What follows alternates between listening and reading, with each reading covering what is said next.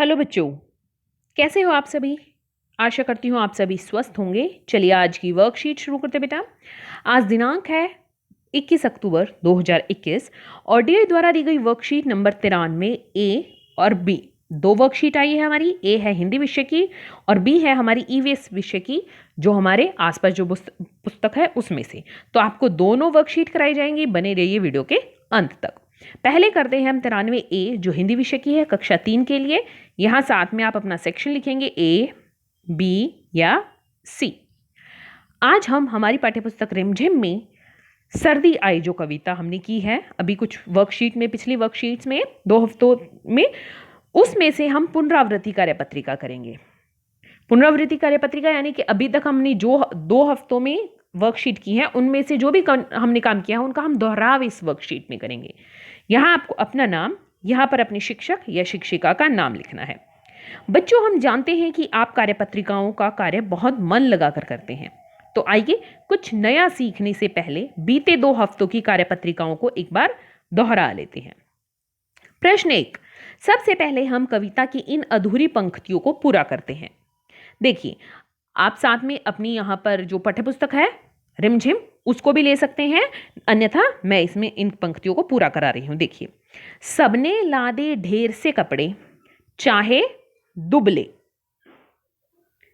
सभी ने क्या होते हैं, बहुत से कपड़े डाले होते हैं, चाहे वो दुबला हो चाहे तगड़ा हो, तगड़े।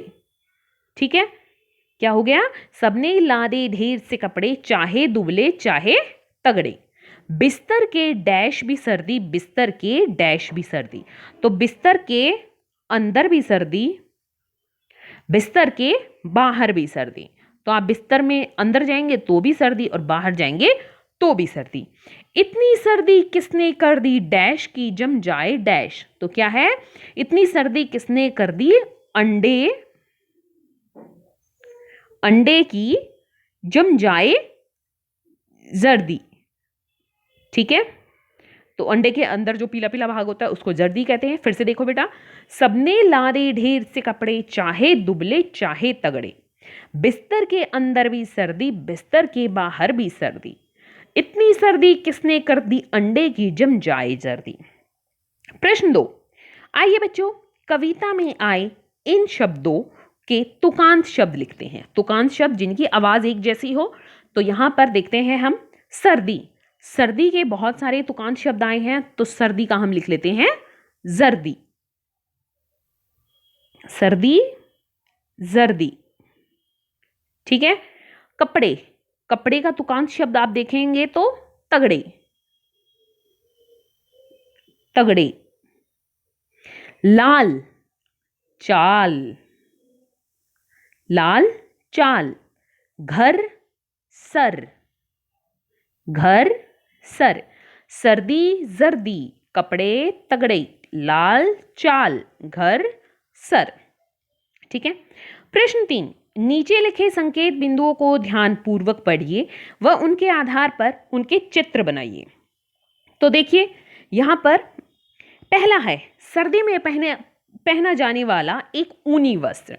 अब सर्दी में तो लगभग सभी वस्त्र हमारे ऊनी होते हैं, तो आप यहां पर किसी का भी चित्र बना सकते हैं, स्वेटर का, मफलर का, किसी लॉन्ग कोट का। तो हम यहां पर मफलर का चित्र बना लेते हैं। ठीक है, मफलर, या आप क्या बना सकते हैं, स्वेटर भी बना सकते हैं, जर्सी भी बना सकते हैं, इस तरह से। ये देखिए, ठीक है, इस तरह से आप जर्सी भी बना सकते हैं। वर्षा ऋतु में खाया जाने वाला एक पकवान।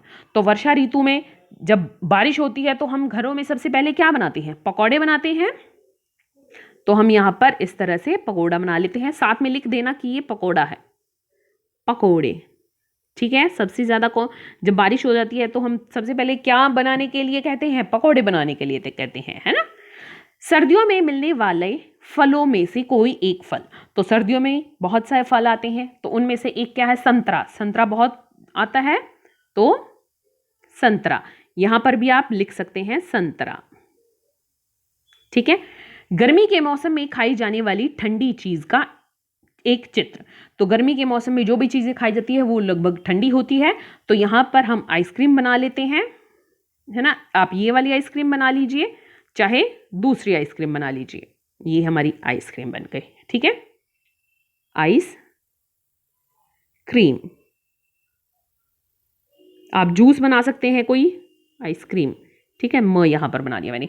तो कोई आप जूस बना सकते हैं इस तरह ग्लास में स्ट्रॉ लगाकर, और यहाँ पर लिख दीजिए जूस। आगे देखते हैं प्रश्न 4। निम्नलिखित वाक्यों में से विशेषण शब्द पहचान कर उन पर गोला लगाइए। विशेषण शब्द क्या होते हैं बेटा? जो विशेषता बताइए। जैसे मुझे ठंडा पानी चाहिए, मुझे कैसा पानी चाहिए? ठंडा। तो पानी की विशेषता बता रहा है ठंडा शब्द।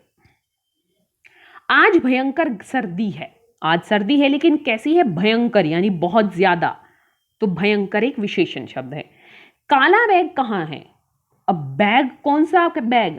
काला, तो काला उसके रंग की विशेषता बता रहा है। बबीता तेज दौड़ती है। अब बबीता दौड़ती तो है लेकिन कैसे दौड़ती है? तेज। तो ठंडा पानी, ठंडा विशेषण शब्द है। भयंकर सर्दी, भयंकर। काला बैग, काला। तेज दौड़ती, तेज। ये हमारे ठंडा, भयंकर, काला और तेज हमारे क्या है यहाँ पर? विशेषण शब्द है। प्रश्न 5। नीचे लिखे वाक्यों में से निरर्थक शब्द छांटिए और सामने दी गई खाली जगह में लिखिए। निरर्थक शब्द क्या होते हैं? जिनका कोई अर्थ ना निकले। जैसे पहला वाक्य देखते हैं, आलतू फालतू बात मत किया करो।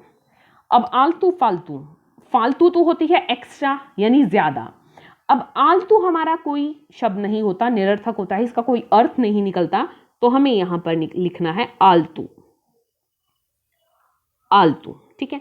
आगे है, कोई बहाना वहाना नहीं चलेगा। अब कोई बहाना वहाना नहीं चलेगा। बहाना तो होता है एक्सक्यूज जो हम बनाते हैं काम करने का, कोई बहाना कि ये हो गया वो हो गया, इस तरह से बहाने बना देते हैं। वहाना कोई नहीं, वहाना हमारे यहाँ पर निरर्थक शब्द है, तो लिखते हैं हम वहाना, ठीक है। तो आलतू और वहाना हमारा यहाँ पर निरर्थक शब्द है, और फालतू और बहाना ये हमारे सार्थक शब्द है, इनके अर्थ निकलते हैं। प्रश्न 6। बच्चों, आज हम कविता को याद करने का एक मजेदार तरीका सीखते हैं। क्या आपने कभी किसी कविता को किसी फिल्मी गाने के धुन में गाकर याद किया है? बड़ा मजा आएगा यदि आप सर्दी आई कविता को अपने मनपसंद गाने की धुन पर याद करके अपने घर के सदस्यों को सुनाएं, और संभव हो तो इसका एक वीडियो या ऑडियो अपने शिक्षक शिक्षिका के साथ भी साझा करें। तो देखो यहाँ पर तो आप सबसे पहले ये देखिए कि आपका मनपसंद गाने कौन सा गाना है, उसकी धुन आप याद कीजिए। जैसे आपका हो सकता है कोई भी मनपसंद गाना हो, फिर उसकी धुन में आपको सर्दी आई कविता गाना है। अब देखिए, सबसे पहले तो यहाँ आपका जो मनपसंद गाना है उसकी धुन याद कीजिए बेटा, तभी ये आप गा सकते हैं। जैसे मैं आपको एक एग्जाम्पल दे देती हूँ, तो उस तरह से, जैसे सर्दी आई ठंड को पहने वर्दी आई, तो इस तरह से आप किसी भी गाने की धुन पर ये सर्दी आई कविता को याद कर सकते हैं। हो सके तो इसकी एक ऑडियो मुझे भी भेजिए, ठीक है, अन्यथा आपको अपने शिक्षक या शिक्षिका के साथ इसको साझा करना है। तो ये काम आपको बेटा स्वयं करना है। अभिभावकों के लिए सुझाव है, बच्चों को बताइए कि हमें पौष्टिक आहार जैसे हरी सब्जियां, ताजे फल, दूध, अंडे इत्यादि हमेशा खाने चाहिए, ताकि हम हर मौसम में स्वस्थ व बीमारियों से सुरक्षित रह सकें। आज का कोविड का मैसेज है कि हमें हाथों को साबुन और पानी से नियमित रूप से धोना चाहिए, तभी हम कोरोना से सुरक्षित रह सकते हैं। हिंदी की वर्कशीट यहीं पर खत्म होती है बेटा। अब देखते हैं ईवीएस की वर्कशीट। तो देखिए, ये है हमारी ईवीएस वर्कशीट 93B क्लास 3 के लिए, लुकिंग अराउंड यानी हमारे आसपास जो बुक है उसमें से यूनिट 2 द प्लांट फेयर। यहाँ आपको अपना नेम और यहाँ अपनी टीचर का नेम फिल करना है। प्यारे बच्चों, आपने अपने आसपास बहुत से पेड़ पौधे देखे होंगे। क्या आपने कभी उन पत्तियों पर ध्यान दिया है? सभी पेड़ पौधों पर अलग अलग प्रकार की पत्तियां होती हैं। पौधों के विभिन्न भागों की तरह ही पत्तियां पौधों के लिए भोजन बनाने में महत्वपूर्ण भूमिका निभाती है। पौधों को स्वस्थ रखने और बढ़ने में मदद करने के लिए पत्तियां भोजन और जल प्रदान करती हैं। सभी पत्तियों की बनावट, आकार और रंग एक दूसरे से अलग होते हैं। आज हम पत्तियों से जुड़ी कुछ जानकारियां प्राप्त करेंगे। भाग 1। बच्चों, पत्तियों के विभिन्न भागों को समझने के लिए नीचे एक कविता दी गई है। कविता में दिए गए संकेतों की सहायता से पत्ती के विभिन्न भागों को क्रमानुसार अपनी कॉपी में लिखिए। देखिए, सबसे पहले सिरा मेरा है नुकीला। तो सबसे पहले क्या होता है, ये भाग 1 ये होता है सिरा, और ये नुकीला होता है हर एक पत्ते का लगभग, ठीक है। लगभग सभी पत्तों का ये नुकीला होता है, कुछ ही पत्तियां होती है जिनका ये नुकीला नहीं होता ये भाग। ओस की बूंदों से लगता हूं चमकीला, और यहां पर जब ओस की बूंद होती है तो बहुत ही चमकीला लगता है ये भाग। दांतेदार पत्तियों से पौधों को ठंड से बचाता हूं। दांतेदार पत्तियों से पौधों को ठंड से बचाता हूं। मैं पत्ती का किनारा कहलाता हूं। तो अब देखो किनारा क्या है, ये क्या है, ये है पत्ती का किनारा। तो इस तरह देखिए यहां इसमें किनारा कैसा है, दांतेदार कोने वाला है। और जैसे इसमें सिरा कैसा था, नुकीला था, इसमें देखो यहां पर सिरा कैसा है, गोलाकार से में है, नुकीला नहीं है। यहां पर भी नुकीला है और यहां पर भी नुकीला है, यहां भी नुकीला, यहां भी नुकीला, ठीक है। तो इस तरह से आपको पता चल रहा होगा कि ये नुकीला, ज्यादातर में नुकीला होता है, लेकिन कुछ पत्तियों में नुकीला नहीं भी पाया जाता, ठीक है। और ये जो है यहाँ पर कैसा होता है, दांतेदार भाग सा होता है और पौधे को ये ठंड से बचाता है, और इसको हम किनारा कहते हैं। पत्ती की धारियां नसें कहलाती हैं। अब पत्ती की धारियां कौन सी है, तो ये आपको यहां पर रेखाएं दिख रही हैं ये पत्तियों में, तो ये क्या है, ये है पत्ती की धारियां, इन्हें हम नसें कहते हैं, ठीक है। क्या कहते हैं इन्हें, नसें। पत्ती तक पानी ये पहुंचाती है, ये क्या करती है, पत्ती तक पानी पहुंचाती है। डंठल द्वारा तने से जुड़ा हूं, कभी छोटा कभी बड़ा हूं। तो ये क्या है, डंठल, किसी में ये छोटा होता है, किसी में ये बड़ा होता है, और ये पौधे का तना होता है जो इससे पत्ती को जोड़ता है। तो फिर से देखो बेटा पत्ते के भाग हमारे, पहला भाग ये है सिरा, दूसरा ये है किनारा, तीसरा ये है हमारी नसें, पत्ती की धारियां इन्हें कहते हैं और नसें कहलाती हैं ये है हमारा डंठल। क्या है ये, डंठल, तने से जोड़ता है इसको। उम्मीद है आपको ये चारों भाग पत्ते के समझ में आए होंगे। आपको इस तरह से चित्र बनाकर, इसके भाग बनाकर और यहां पर पत्ते के इनके नाम लिखने हैं कि कौन सा भाग है, ठीक है। आगे देखते हैं भाग 2। बच्चों, विभिन्न प्रकार की पत्तियों के चित्र नीचे दिए गए हैं। संकेत बॉक्स की सहायता से पत्तियों को पहचान कर इनका नाम क्रमानुसार अपनी कॉपी में लिखिए। तो यहाँ पर अलग अलग पत्ते दिए गए हैं, 1 2 3 4 5 6, ये 6 चित्र दिए गए हैं। नीचे संकेत बॉक्स में हमें 6 ही नाम दिए हैं, जैसे आम की पत्ती, कमल की पत्ती, नीम की पत्ती, पीपल की पत्ती, गुलाब की पत्ती और केले का पत्ता। हमें यहाँ पर पत्ती अनुसार उनका नाम लिखना है, और इसको आप इसी तरह से अपनी कॉपी में भी करेंगे। जैसे आपको ये चित्र बनाने हैं, ठीक है। अब जैसे आपने ये पहला चित्र बनाया है, तो पहला चित्र है गुलाब की पत्ती, मैं आपको बता देती हूं, पहला चित्र है गुलाब की पत्ती। तो आपको ये चित्र इसी तरह बनाकर यहां पर लिखना है गुलाब की पत्ती, गुलाब की पत्ती, इस तरह से आपको ये अपनी कॉपी में लिखना है। चलिए अब दूसरा बताते हैं। दूसरा, ये गोलाकार में जो होता है, गोलाकार में हमारा कमल का पत्ता होता है, तो ये है कमल की पत्ती, ठीक है। तीसरा देखिए, तीसरी थोड़ी सी लंबी और इस तरह से जो पत्ती होती है वो होती है आम की पत्ती। कौन सी होती है वो, आम की पत्ती। चौथी देखिए, चौथी इस तरह से ये हमारी होती है, तो ये होती है बेटा हमारी पीपल की पत्ती। पीपल का पत्ता इस तरह से होता है। चौथा है, ये लंबा सा पत्ता होता है और इसमें इस तरह से बीच बीच में कट लगे होते हैं, ठीक है। ये होता है हमारा केले का पत्ता, ठीक है। जो ये जितना बड़ा हो जाएगा उतने ही ज्यादा इसमें कट होते हैं।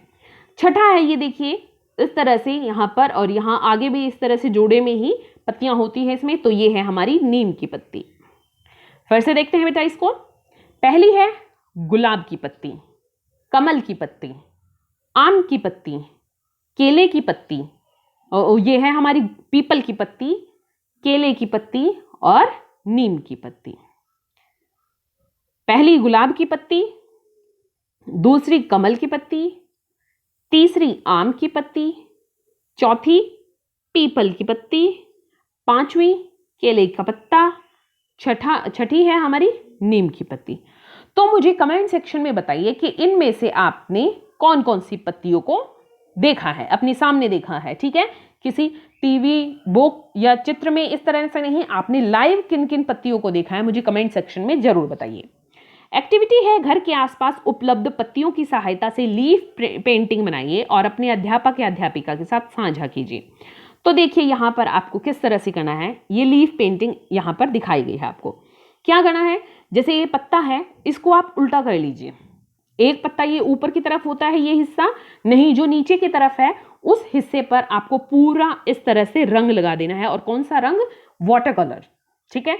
जैसे आप यहाँ पर हरा, पीला, लाल अलग रंग लगाया है, तो आप इस तरह से अलग रंग भी लगा सकते हैं और एक जैसा रंग भी लगा सकते हैं। अच्छे से रंग लगाइए और फिर उसको जहाँ रंग लगाया है ये वाला हिस्सा कॉपी पर इस तरह से छाप दीजिए। तो आप देखेंगे कि कॉपी पर यहाँ पर ये पौधे की, पत्ते की नसें, किनारा और सिरा, ये सारी चीजें अच्छे से छप जाएंगी जैसे चित्र में दिखाया गया है। ठीक है।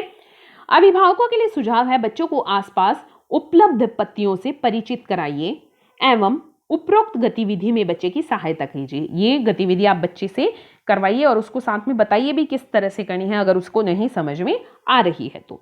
आज का कोविड का मैसेज है कि जब भी हम घर से बाहर जाएं, हमें फिजिकल जो सोशल डिस्टेंस है वो हमें मेंटेन रखना चाहिए, तभी हम कोरोना को हरा सकते हैं। आज की हमारी जो वर्कशीट है वो यहीं पर खत्म होती है। फिर मिलते हैं एक नई वर्कशीट के साथ, तब तक के लिए अपना ध्यान रखना। धन्यवाद।